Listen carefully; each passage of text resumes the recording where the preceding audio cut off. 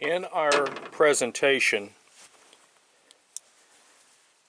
we have a car parked here, and our objective is to get to the airport over here. It's off the screen. Let me tilt it up just a little bit. It's still going to be off the screen. Alright, we're parked here. Our objective is to get to the airport here and to steal an airplane. So how are we going to do that? We're going to follow this road by walking it, and there's no geology involved with that. We're going to use terrain association, and we know that when we cross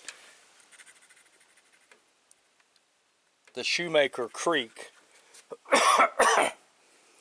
and we travel a very short distance past that, we need to now take off to go over here. But what direction do we travel? Again, I remind you that I'm on a metal surface using a magnetic compass, so this is not going to be as wonderful as you might think.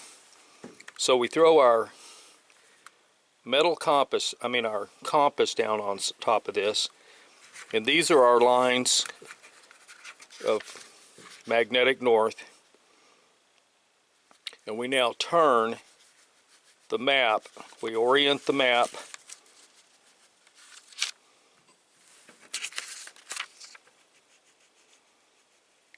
until we reach north. Once we reach north, we put our compass, our direct read compass, on the line, and it says we should go 311 degrees from here out. That's our line, 311 degrees.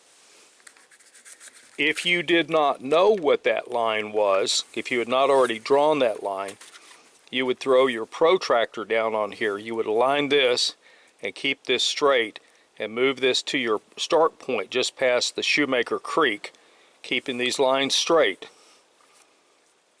And then you would go across this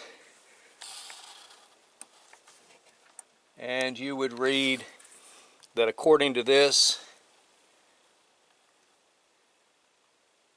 it is 323 degrees to there. So which one is it? Is it the 110? Or is it the 310, or is it this one? You can line this back up and you can verify which.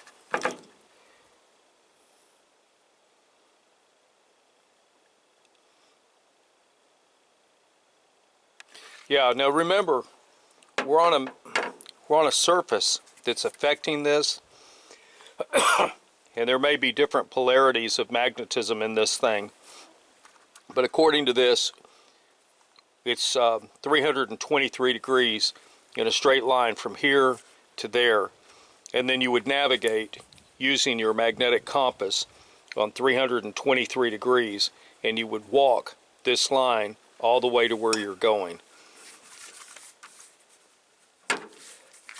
To recap, you would align this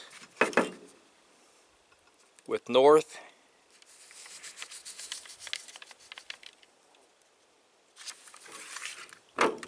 you would slap your protractor down on your location where you're taking off from, and you would use your thread through the center hole here out to your target, and you would read the number of degrees on this degree line here, and then that would be where you take off. Hope that answers any questions that anybody has on how to use a geological compass such as a Brunton or a Brunton knockoff for land navigation. Dysfunctional Vet, out.